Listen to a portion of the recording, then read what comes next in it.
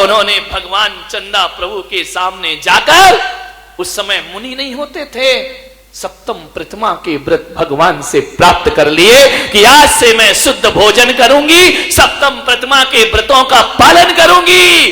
कठोर तपस्विनी हो गई। घर में रहकर एक टाइम भोजन, गर्म पानी पीना, रात्रि में मौन रखना। 2 साड़ियों का जिन्होंने नियम ले लिया, 2 वस्त्र से ज्यादा मैं अपने जीवन में नहीं रखूंगी। घर में रह करके जिसने सन्यासिनी का जीवन जी लिया, चटाई पर सोना प्रारंभ कर दिया, घास पर सोना प्रारंभ कर दिया, अंतराय पालने लगी और अपना भोजन खुद बनाती। किसी बहू से कह दिया, तीनों बहुओं से, कि मैं भोजन बनाऊंगी, पहले तुम खाओगी और तुम्हारे बाद मैं भोजन ग्रहण करूंगी। 16 का भोजन बनने लगा, शुद्धि का भोजन बनने लगा। और जब तक हमने देखा है, वो जब तक ग्रस्त जीवन में रही, 3 में से किसी बहू ने उन्हें खाना नहीं परोसा होगा। जब भी भोजन बनता था, अपने हाथ से वह बहुओं से कहती थी कि तुम भी पराए घर की बेटियों हो, आओ मां का फर्ज है पहले तुम्हें भोजन कराओ। पूरा घर भोजन करता था, उसके बाद पूर्णिमा देवी अपना भोजन ग्रहण किया करती थी। ऐसे परिवार संभाले जाते हैं, ध्यान रखना।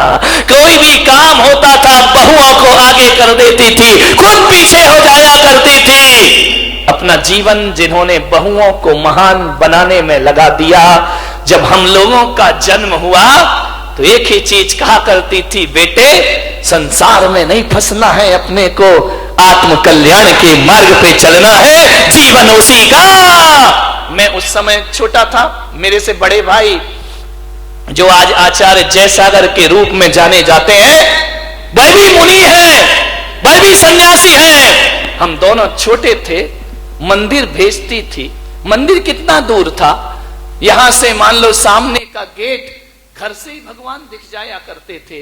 घर के सामने ही मंदिर बनाया था और मंदिर के ठीक सामने इनकी बैठक हुआ करती थी। जब भी दृष्टि पड़ती थी, चंदा प्रभु भगवान पर उनकी दृष्टि पड़ती थी, कोई गलत काम मेरे से ना हो जाए। हमेशा ये सोचती थी कि धर्म विरुद्ध काम ना हो जाए मेरे से, मेरे भगवान मुझे दरवाजे से मुझे देख रहे हैं। अभूतपूर्व समता भाव था जिनके जीवन में। मान्यवर, मैं आज ये बातें इसलिए बता रहा हूं, ये मत सोचिए कि उनसे मेरा रिलेशन है इसलिए बता रहा हूं। ये बातें आपके जीवन में और घरों में प्रेरणा का काम करेंगी, घरों को बदलने का काम करेंगी कि कैसे कैसे लोग इस धरती पर हुए हैं। वह हम दोनों भाइयों को बुलाती, इधर आओ। वहां पर एक परंपरा है मध्य प्रदेश में, महिलाएं अभिषेक नहीं करती हैं, भगवान को नहीं छूती हैं, और मंदिर तो बना लिया, और यदि किसी ने अभिषेक नहीं किया तो फिर भोजन कैसे करेगी, बिना अभिषेक के खाती नहीं थी। हम दोनों भाइयों को, हम लोग छोटे छोटे थे, बोलती थी भगवान का अभिषेक करके दिखा दो। हम कहते थे हमसे नहीं होगा, अकल नहीं थी, बुद्धि नहीं थी, हम नहीं करेंगे भगवान का अभिषेक। कौन कुएं में पानी लेने जाएगा? पहले माली और ये पुजारी तो चलते नहीं थे, खुद ही पानी भरना था, खुद ही सामग्री ढोना था। आजकल तो रेडीमेड पुजारी मिल जाते हैं किराए के, पहले नहीं हुआ करता था। भगवान की पूजा, दान और धर्म ये दूसरों से नहीं कराए जाते, अपने हाथों से करना चाहिए, स्वयं के हाथों से करना चाहिए। उन्होंने कहा, और जाने से पहले 60 एकड़ जमीन मंदिर के नाम लिख करके गई।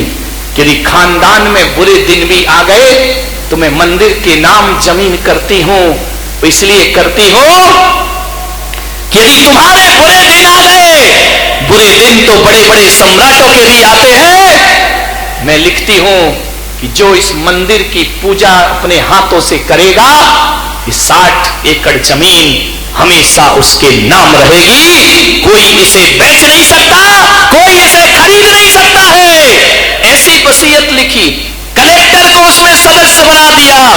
जो भी कलेक्टर आने वाले समय में होंगे, सब इस ट्रस्ट के ट्रस्टी कहलाएंगे, और कलेक्टर के जाते ही पहला कलेक्टर हट जाएगा, दूसरा कलेक्टर इसलिए रखा कि हमारी औलाद इसे बेच ना सके। ध्यान रखिए, आज भी 60 गांव जमीन, 60 एकड़ जमीन उस मंदिर के नाम करके गई हैं। 120 अमरूद के बगीचे, 120 पेड़, 80 पेड़ आम के। आज भी वो मंदिर किसी समाज का मोहताज नहीं है, ध्यान रखिए। अरे तुम तो अपनी औलाद को विरासत देकर जाते हो, ये वो हैं जिन्होंने औलाद को कुछ नहीं दिया, बल्कि जिनालय और जिन मंदिर के लिए अपनी वसीयत लिख करके चली गई। ये सदियों रहना चाहिए।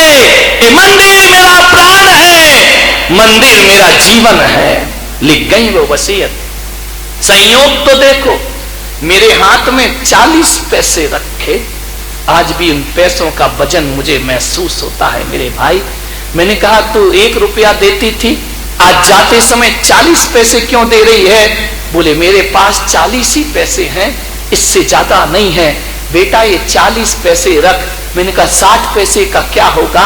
बोले अब आशीर्वाद देकर जा रही हूं, 40 पैसे मेरी विरासत है, 60 पैसे तुझे कमा के दिखाना है। और अपने कमा करके एक बात ध्यान रखना, कमाने का अर्थ ये नहीं कि तू नोट कमाएगा।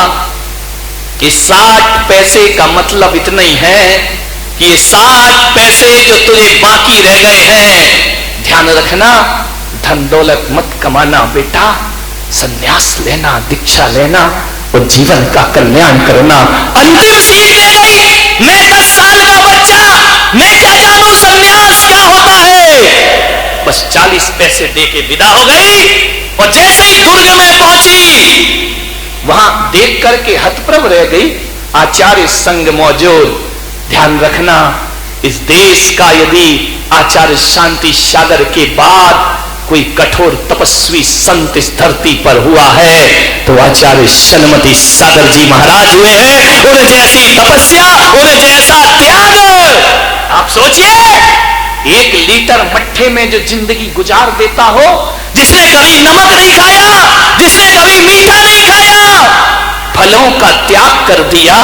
और ध्यान रखना, कभी 8 दिन में आहार लेते, कभी 10 दिन में आहार लेते। ऐसी मासोपवासी तपस्या करने वाला कोई संत इस धरती पर हुआ तो आचार्य शनमती सागर जी महाराज हुए, जिन्होंने कभी अपने जीवन में, ध्यान रखना, जिस दिन से दीक्षा ली कभी थूका नहीं उन्होंने। ध्यान रखना, थूकने को पाप समझा करते थे, कैसे भी दृश्य आ जाए, कभी मुंह से नहीं थूका उन्होंने।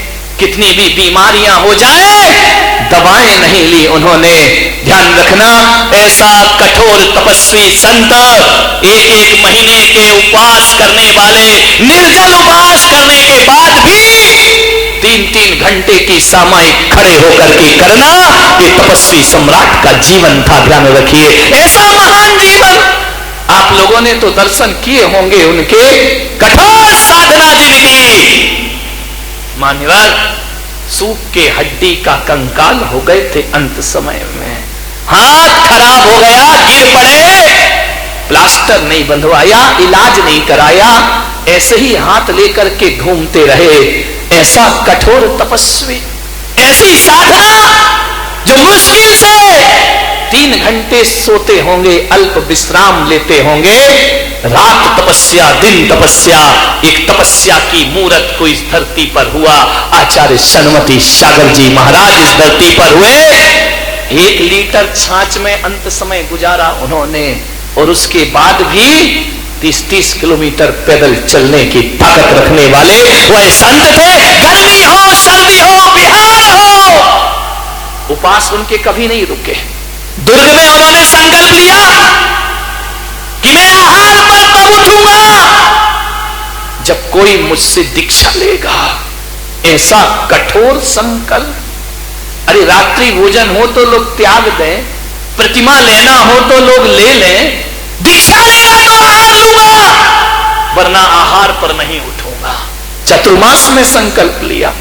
पर्युषण पर्व चल रहे थे, 10 दिन तक महाराज के आहार नहीं हुए। पूरे समाज में चिंता का विषय बन गया कि 10 दिन से साधु भूखा है। महाराज ये आंकड़ी बदलो, ऐसी प्रतिज्ञा मत करो, इसे छोड़ दीजिए महाराज, कौन दीक्षा लेगा? वो दीक्षा कोई बच्चों का खेल है क्या कि आज दे दिया, आहार दे दिया, दीक्षा हो गई, फिर दीक्षा छोड़ दी, पूरी जिंदगी दांव पे लगा। ऐसे ही संकल्प होते थे महाराज के। समाज की चिंता हो गई कि आहार के, महाराज ने कहा नहीं होंगे तो नहीं होंगे, कोई दीक्षा नहीं लेगा तो समाधि ले लूंगा, लेकिन आहार नहीं लूंगा। हतप्रभ रह गई समाज, क्या करे? पंच मीटिंग करते, क्या व्यवस्था की जाए इसकी, किसे दीक्षा दिला दे? और उस समय तो कोई इतनी दीक्षा लेता भी नहीं था। कोई ध्यान रखना, जब पुण्य का उदय होता है ना, तो जंगल में देवता भी आहार दे दिया करते हैं। संत को ध्यान रखिए।